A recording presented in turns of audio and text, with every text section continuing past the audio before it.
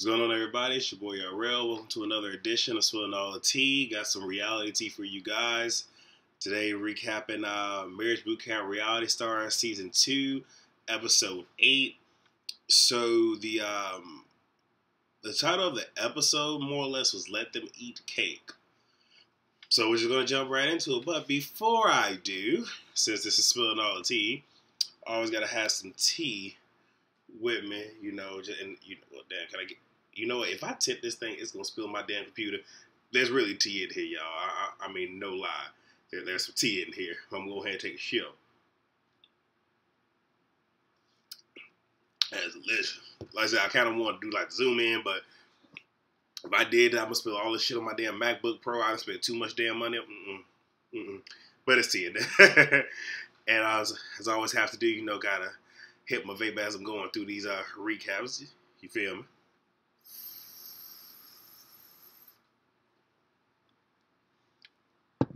So here we go.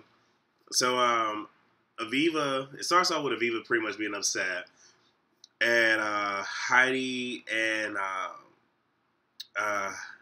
Natalie's drunken antics the night before. She's mad about that. Don't really care. So we move on to the first exercise, and it's Eat My Feelings.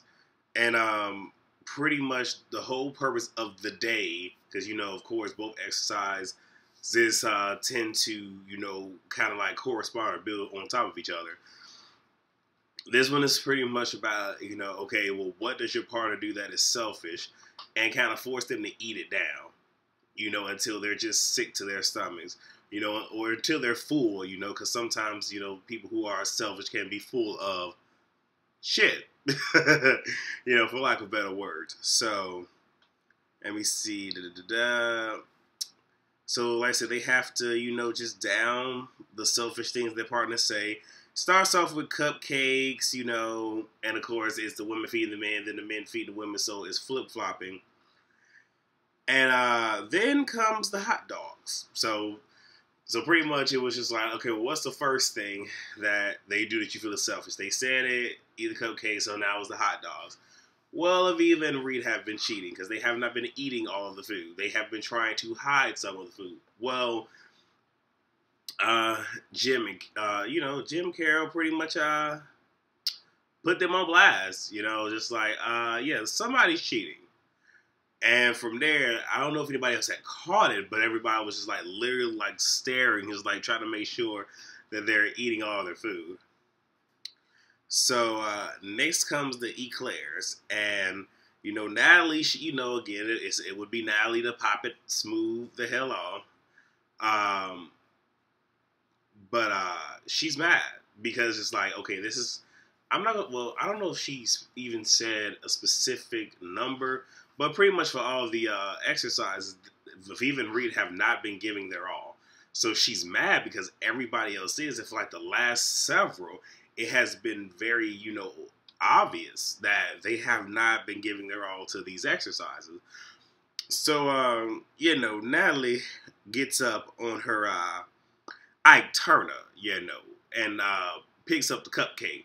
And, kind of threw a couple and semi-made Aviva eat it. Not really eat it, but it, it's kind of mushed in the face, That's all I could think about was, eat the cake out of me. That's all I could think about. No shit, no shade, no lie. That's all the fuck that I thought about. And, let me see, next came, well, actually, because I want to make sure I said this right. Alright, so it was at that point that Aviva, hey, I got a snap on it, but the diva, the housewife, the person, not necessarily the person that they were trying to bring out of her, but they wanted her and Reed to be genuine. And we saw in the last episode that, yeah, the real Aviva was coming out when she straight clown Rachel. Like, I would never wait 6 years for somebody to marry me. Baby. And even then, now it's like, there's the housewife. So it's like, I guess she's had as much as she can take. And she's more susceptible to being triggered and the real Aviva surfacing. So in this moment, Miss Prosthetic, picks up some cupcakes and start throwing them at Natalie. Natalie retaliates and, hey, it is what it is. And for a moment, you could see you know, Jim and his wife getting ready to jump in, they took a step back like, hell no, we're going to let them have it. I was like, messy. But hey, it is what it is. I don't really care. So just to finish that up, next came the meatballs. Tyson began to eat them, and he got sick to his stomach and threw up. And they stopped the exercise there. And one thing I do want to make mention, before they got to the meatballs, Aviva had to go to the restroom. But he got sick to his stomach, and they pretty much just saying, this is how it is when you are selfish. You're pretty much the the taker and not the giver. And, they even said, well, let's flip it around. Can y'all explain times where y'all were being selfless, but the intent was so messed up, and, they did that too. And, of course, Jim and his wife have a one-on-one with Aviva and Reed, don't care. Moving on to the next thing, Jacob convinces Natalie to apologize, and she apologizes. Aviva is saying that she was hit, and Natalie apologizes for that. This puts half of the house in somewhat of an uproar because they're just like, Natalie shouldn't have to apologize for a damn thing. And even Rachel was just like, she didn't hit her because if everything looked the way that it did from Rachel's vantage point, she saw everything. So there was no physical hit. But, it is what it is. Of course, Spencer got in his feelings, I think he pretty much called both he and Aviva bitches. So, hey, it is what it is. And Heidi was in her feelings, too. Something that's going to boil over in the next episode. So, that was a spoiler alert. So, the next exercise, which is what they did last season, a little bit of a twist to it. But it's called Bridging the Gap, where there's two different paths that each respective person in a relationship can take. One, being a path that is best for the relationship, pretty much more of a compromise, if you will. And the other one, and that would be the selfless, in essence. And then the other one will be more of the selfish. So are you willing to give up to have, or whatever the case may be? So we start out with Natalie and Jacob, and each couple are blindfolded and taken outside. So Natalie has picked between the door on the left, which is being Jacob's girl, which is ultimately, giving up all her bad girl ways and actually just being a wife and, not being all extra. Or side door on the right is being the bad girl, which pretty much being who she is right now. Jacob, door on the left, was, the Natalie that he wishes that she would be. Door on the right is the Natalie that she currently is. So Natalie goes in the door to be Jacob's girl, and Jacob goes through the door of, pretty much having the Natalie that they have right now, which, depending on what door they walked in through, that was either going to be that bridge that literally was the right choice, or they'll pretty much walk a plank and be at a dead end. And that was the best choice for them because, Jacob wants her to change so badly. Excuse me. But it's all about compromise. So allowing her to make that choice for herself and loving her in spite of is probably the best thing. And for Natalie, excuse me, you guys, 1 second. Oh my gosh. Sorry, you guys. Kind of sucks. Like sometimes I just get mucus built up right here. It's horrible.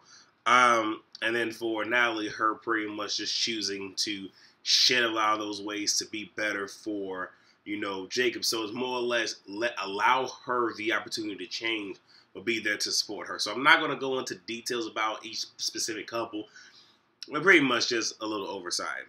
So, but the one thing that Natalie said before she walked through the door is, she feels scared because, she's unsure. Pretty much unsure if she becomes, someone else or sheds the image that she has for herself. She's unsure what the future may hold. And, I mean, that's completely understandable.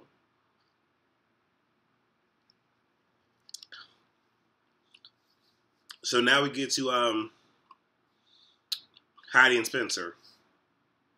For Heidi, the door on the left was Spencer with no children. Possibly no children. and the door on the right was children. For Spencer, the door on the left was no children and possibly Heidi. And the door on the right is Heidi and possibly children. You know, so it's one of those where it's just like you're either going to have one or the other. So Heidi chose Spencer because, you know, she wants kids, but she wants kids with Spencer. And, you know, having kids is not going to trump what they already have. Like, you know, and I think she even learned this season that, you know, kids are a beautiful add-on, but that should not be just that one thing, you know, because it's like there are issues there, but having children is not going to, how can I say, improve what they already have or do away with the issues that they currently have.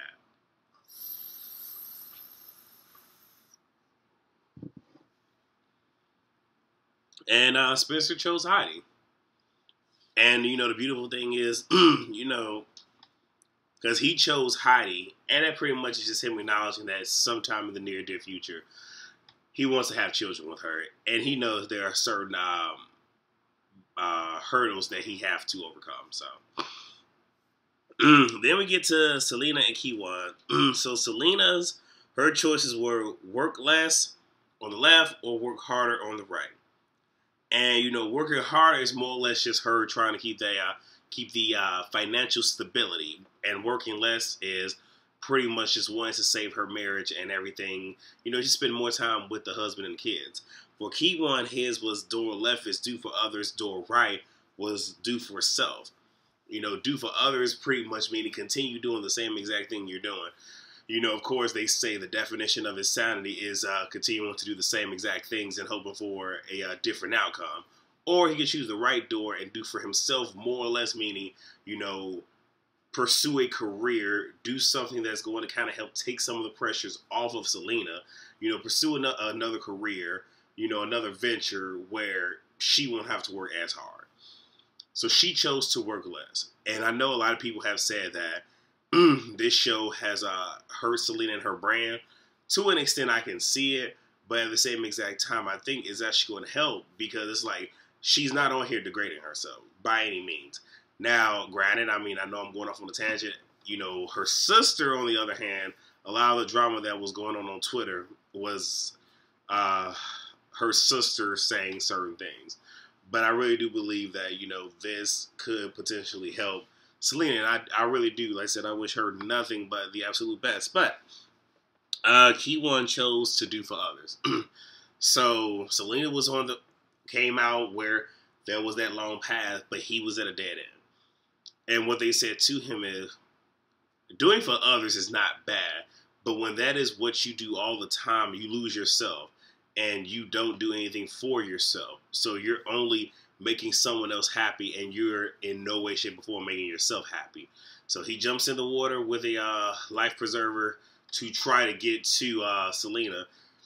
She gets in the water too, even though they were like, you don't have to, but for her, we're going to succeed together. We're going to make mistakes. We're going to succeed. We're going to make mistakes. But regardless of which one we do, we're going to do it together.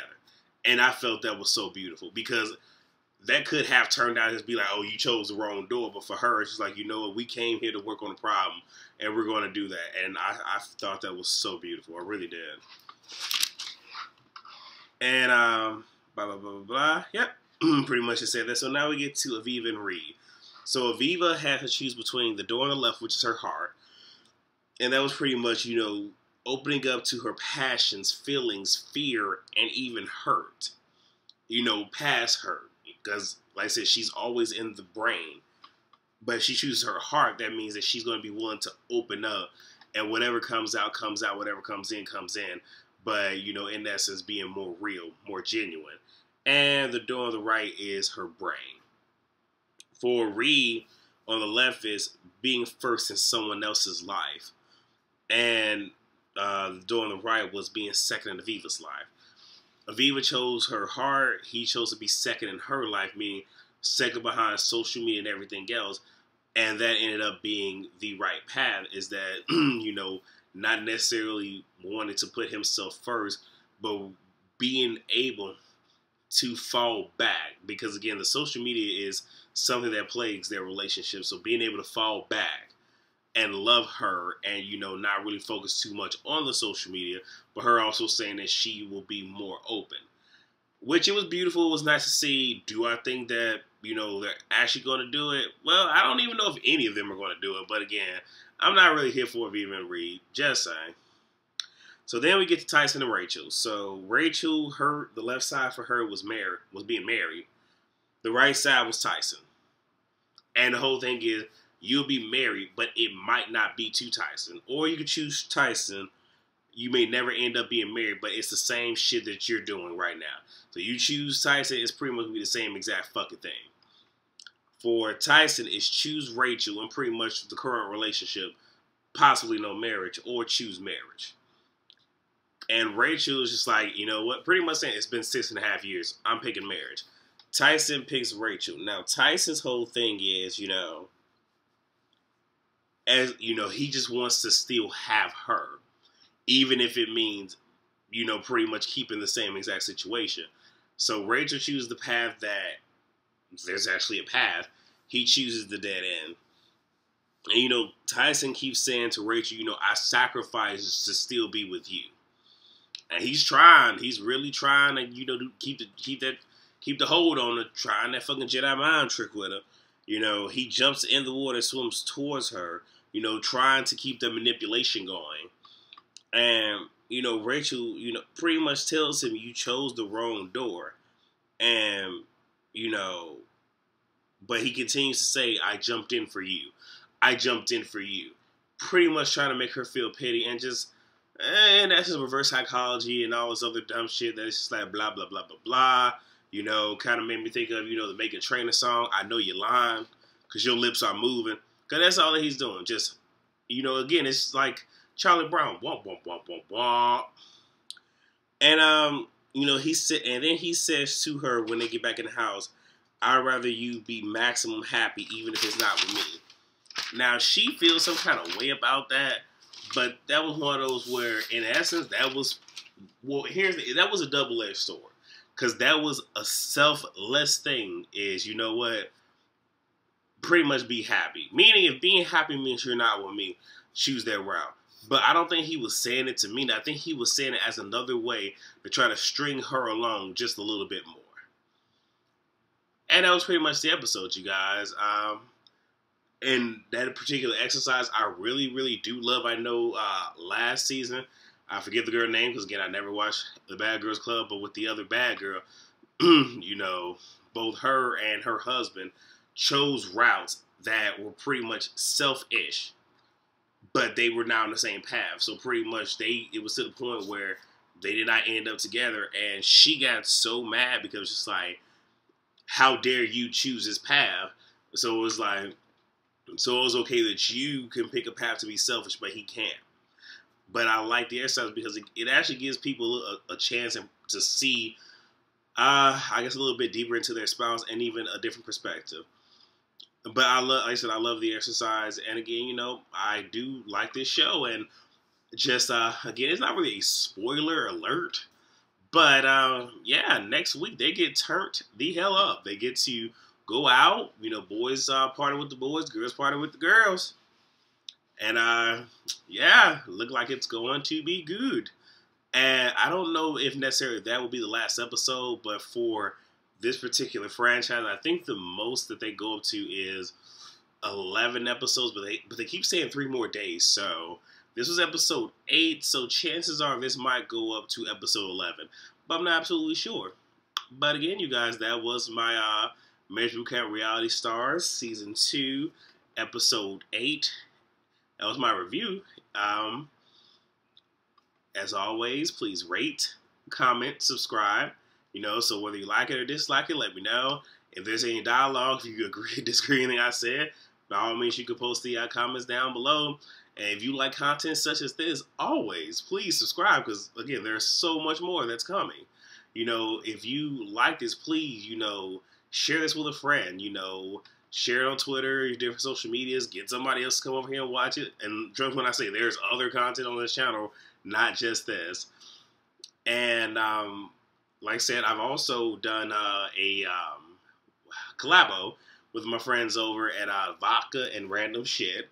We're pretty much drinking, and it's almost like we're pre-game before we actually start recording.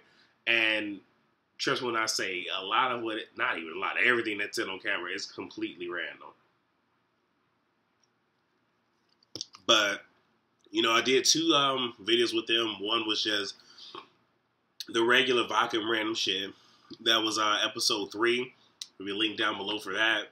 We also did Rants of the Day, and that was at the very first episode, so that link is also down below. If there are any, and you know, like, check it out. Granted, the language and everything is completely vulgar, so if you don't like that, then yeah, just don't even go over there. But if you just want to check it out or even support me, please do. If there's any questions that you would like for me to answer in my Q&A segments, you can email me at spillingallthetea@gmail.com. That email is down below. You can also follow me at Twitter at tspilling. That is also down below.